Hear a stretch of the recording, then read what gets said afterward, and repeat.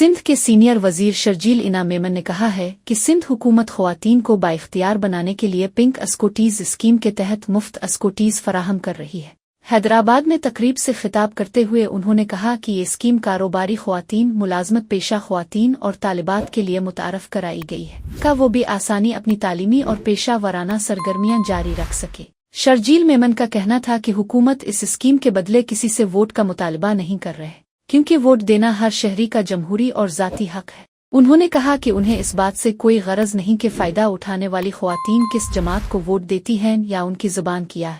انہوں نے دعویٰ کیا کہ پاکستان میں پہلی بار سندھ حکومت خواتین کو مفت اسکوٹیز فراہم کر رہی ہے۔ اس موقع پر انہوں نے بلاول بھٹو زرداری کا حوالہ دیتے ہوئے کہا کہ پارٹی کی سیاست کا محور عوامی خدمت ہے اور کسی سے ذاتی اختلاف نہیں رکھا جاتا۔